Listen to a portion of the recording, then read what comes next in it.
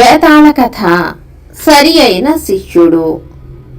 పట్టువదలని విక్రమార్కుడు చెట్టు వద్దకు తిరిగి వెళ్లి చెట్టు మీది నుంచి శవాన్ని దించి భుజాన వేసుకుని ఎప్పటిలాగే మౌనంగా శ్మశానం కేసి నడవసాగాడు. అప్పుడు శవంలోని బేతాళుడు, రాజా, నిన్ను చూస్తే పూర్వం అయోధ్యను పాలించిన ధర్మపాల మహారాజు జ్ఞాపకం వస్తున్నాడు. ఆయన కూడా చేసే రాజ్యాన్ని వదిలి కష్టాలు కొని తెచ్చుకున్నాడు. శ్రమ తెలియకుండా ఉండటానికి నీకు ధర్మపాలుడి కథ చెబుతాను విను అంటూ ఈ విధంగా చెప్పసాగాడు. అయోధ్యానగరాన్ని పాలించిన ధర్మపాల మహారాజుకు తాత్విక చింతన మీద ఆసక్తి హెచ్చు. ఒక వంక రాజ్యపాలన చూసుకుంటూనే ఆయన ఎన్నో వేదాంత గ్రంథాలు చదివేవాడు. ఎంతో మంది తత్వవేత్తలతో చర్చలు జరిపేవాడు.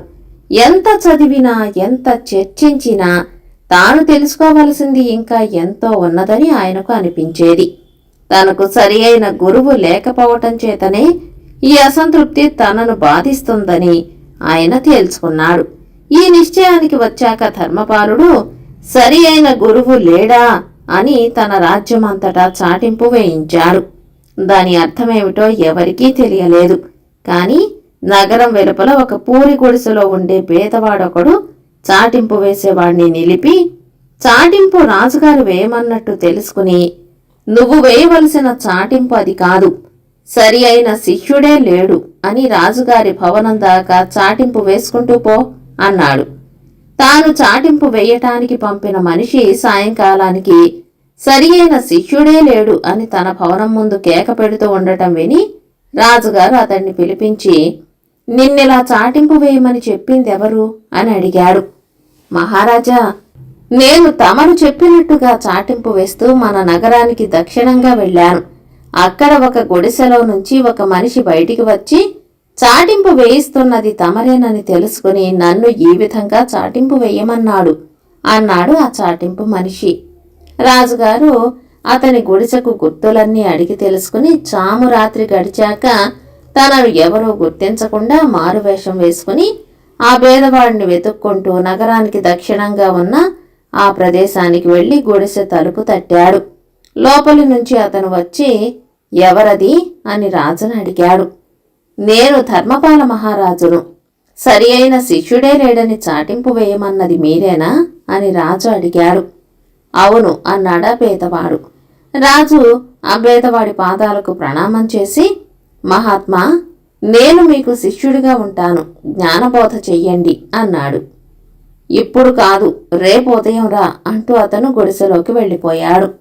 తాను రాత్రివేళ మారువేషంలో రహస్యంగా రావటం అతనికి సమ్మతం కాలేదని గ్రహించి రాజు ఇంటికి తిరిగిపోయి మర్నాడు తెల్లవారుజామున లేచి కాలకృత్యాలు తీర్చుకుని మళ్లీ బేదవాడి గుడిసెకు వెళ్లి, మహాత్మా అని పిలిచాడు. అతను గుడిసె నుంచి బయటికి వచ్చి, వచ్చావా మహారాజా, రాజ్యం ఏం చేశావు అని అడిగాడు. ఏమీ చెయ్యలేదు, రాజ్యం నాకిందే ఉన్నది అన్నాడు రాజు. బేదవాడు మరి మాట్లాడక గుడిసెలోకి వెళ్ళిపోయాడు. రాజు మళ్లీ తన భవనానికి వెళ్లి తన మంత్రులను పిలిచి, ఇక నుంచి నేను రాజును కాను, మీ ఇష్టం వచ్చిన వాణ్ణి రాజుగా నిర్ణయించి రాజ్యాభిషేకం జరిపించుకోండి అని చెప్పి బేదవాడి వద్దకు తిరిగి వచ్చి, మహాత్మా, నేను రాజ్యత్యాగం చేసి వచ్చేశాను. ఇప్పుడు నేను రాజును కాను, అందరిలాంటి మనిషినే అని చెప్పాడు. అతను తృప్తిపడ్డట్టు కనిపించి, ధర్మపాల, ఇక నుంచి నువ్వు నా శిష్యుడివి, నేను నీకు గురువును, నేను చెప్పినట్టు చేయడమే నీ పని అంటూ ధర్మపాలుణ్ణి వెంటబెట్టుకుని బయలుదేరాడు. కాలక్రమాన వారు మరొక రాజ్యం చేరారు. బేదవాడు రాజవీధిలో ఒక చోట నిలబడి జనాన్ని పోగు చేసి ధర్మపాలుణ్ణి 10 వరహాలకు బానిసగా అమ్మ చూపాడు. ఒక వేశ్య ధర్మపాలుణ్ణి కొనడానికి ముందుకు వచ్చింది. బేదవాడు ఆమెతో, అమ్మా, నా ఇష్టం వచ్చినప్పుడు నేను 10 వరహాలిచ్చి ఈ మనిషిని తీసుకుపోతాను. అందుకు అభ్యంతరం లేకపోతేనే ఈ మనిషిని నువ్వు కొనుక్కో అన్నాడు.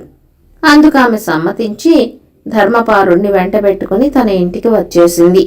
అది మొదలు ధర్మపాలుడు ఇంటి ముందున్న అరుగు మీద కూర్చునేవాడు. తన యజమానురాలైన వేశ్య ఎలాంటి పని చెప్పినా గురువు ఆజ్ఞ అని చేసేస్తూ ఉండేవాడు. వేళకింత పెడితే తిని ఎండాకాలమైనా చలికాలమైనా వర్షాకాలమైనా ఆ అరుగు మీదనే పడుకునేవాడు. తన నౌకరు చెప్పిన పనులన్నీ చేస్తూ ఉండటం వేశ్యకు కూడా నచ్చింది. ఆమె కూతురు కూడా ధర్మపాలుడి పట్ల చాలా అభిమానంగానే ఉండేవారు. ధర్మపాలుడు మాత్రం వాళ్లను గురించి ఆలోచించక తన గురువు ఉద్దేశమేమిటో ఊహించటానికి ప్రయత్నించేవాడు. కాని అది అతనికి అంతుపట్టేది కాదు. కాలం గడుస్తున్నది. ఒకనాడు వాన జోరుగా కురుస్తున్నది. తెల్లవారలేదు. ఇంకా చీకటిగానే ఉంది. అప్పుడే నిద్రలేచి ముఖం కడుక్కుంటున్న ధర్మపాలుడు పుక్కిలించిన నీరు ఉమ్మేశాడు. ఆ నీరు కాస్త వేశ్య పైన పడింది. ఆమె ఆ చీకట్లో అరుగు చివరకు రావటం ధర్మపాలుడికి కనిపించలేదు. ఆమె గబగబా లోపలికి వెళ్ళి నిద్రపోతున్న కూతురిని లేపి, మనం ఏమిటో అనుకున్నాం, మన బానిసవాడికి మన తిండి బాగా వంట పట్టింది. ఎంత కావరం, నా మీద పుక్కిలించి ఉమ్మేశాడు అని ఫిర్యాదు చేసింది. ఆమె కూతురు నిద్రమత్తున కళ్ళు తెరిచి చూసి, అదేమిటమ్మా అలా మారిపోయావు అన్నది. ఆమె కళ్ళు పెద్దవయ్యాయి. నిద్రమత్తంతా వదిలిపోయింది. తల్లి అద్దంలో తన ముఖం చూసుకుని నిర్ఘాంతపోయింది. ఆమె అందంగాను పడుచుగాను తయారయ్యింది. తల్లి కూతుళ్ళు మాట్లాడుకుని తమ బానిస ఎంగిలి నీరు తగలటం చేతనే ఈ మార్పు జరిగిందని, అతనెవరో సిద్ధపురుషుడే ఉండాలని తేల్చుకున్నారు. అతన్ని పెళ్లి చేసుకోవాలని తనకున్నట్టు కూతురు తల్లితో అన్నది. తల్లికి కూడా ఆ ఉద్దేశం నచ్చింది. కొంతసేపటికి బాగా తెల్లవారింది. వాన నిలిచిపోయింది. వేశ్య అరుగు మీదికి వచ్చి, తలంటి స్నానం చేతురుగాని లోపలికి రండి అన్నది ధర్మపాలుడితో. గురువు ఆజ్ఞ అంటూ ధర్మపాలుడు లేచి వెళ్లి అభ్యంగనం చేయించుకున్నాడు. వాళ్ళిచ్చిన కొత్త బట్టలు కట్టుకున్నాడు. వాళ్ళు పెడితే పంచభక్ష పరమాన్నాలతో భోజనం చేశాడు. ఆ రాత్రికి పెళ్లి ఏర్పాట్లన్నీ జరిగాయి. తన యజమానురాలు ఏం చెయ్యమంటే అదంతా గురువు ఆజ్ఞ అంటూ చేస్తున్నాడు ధర్మపాలుడు. పురోహితుడు చెప్పగా వేసి అతన్ని తన కుమార్తె మెడలో మంగళసూత్రం కట్టమన్నది. గురువు ఆజ్ఞ అంటూ ధర్మపాలుడు మంగళసూత్రం కట్టబోతూ ఉండగా గురువుగారే వచ్చేసి, ఆగండి అని కేక పెట్టాడు. ఇవిగో నీ 10 వరహాలు, నా మనిషిని నాకిచ్చెయ్యి అంటూ అతను వేశ్య చేతిలో 10 వరహాలు పోశాడు. ధర్మపాలుడు గురువుకు సాష్టాంగపడ్డాడు. ఇద్దరూ కదిలి కొంత దూరం వెళ్ళాక బేదవాడు ధర్మపాలుడికి నమస్కారం చేసి, మహాత్మా, నాకు తగ్గ శిష్యుడు లేడనుకున్నాను, ఉన్నాడని రుజువయ్యింది.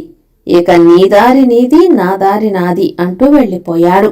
ధర్మపాలుడు అరణ్యాలకు వెళ్లి తపస్సు చేసి జన్మ తరింపజేసుకున్నాడు. బేతాళుడి కథ చెప్పి, రాజా, నాకొక సందేహం. బేదవాడు ధర్మపాలుణ్ణి అన్ని తిప్పలు పెట్టి ఎటువంటి ఉపదేశము తన శిష్యుడికి చెయ్యకుండానే ఎందుకు వెళ్ళిపోయాడు? ఈ ప్రశ్నకు సమాధానం తెలిసి కూడా చెప్పకపోయావో నీ తల పగిలిపోతుంది అన్నాడు. దానికి విక్రమార్కుడు, ధర్మపాలుడి విషయంలో కొత్తగా పొందవలసిన ఉపదేశాలేమీ లేవు. ఆయన చాలా కాలంగా తాత్విక విషయాలు చదివాడు, ఎందరితోనో చర్చించాడు. వాటిని అమలు చేసే అవకాశం లేనందువల్లనే ఆయనకు అసంతృప్తి కలిగింది. బేదవాడు ఆయనకు గురువు కావటానికి అంగీకరించక పూర్వమే ఆయనలో ఉండే రాజసాన్ని, ఆత్మాభిమానాన్ని వదలగొట్టాడు. అటు తర్వాత ధర్మపాలుడు బానిసగా బతకటం కూడా నేర్చుకున్నాడు. అందుచేత గురువు అతనికి ఉపదేశించటానికి ఏమీ లేకపోయింది. ధర్మపాలుడు ఉపదేశం చెయ్యమని అడగకుండా అరణ్యాలకు వెళ్లిపోయినది కూడా అందుకే అన్నాడు. రాజుకు ఈ విధంగా మౌనభంగం కలగగానే బేతాళుడు శవంతో సహా మాయమై తిరిగి చెట్టెక్కాడు. కథ కంచికి మనమింటికి.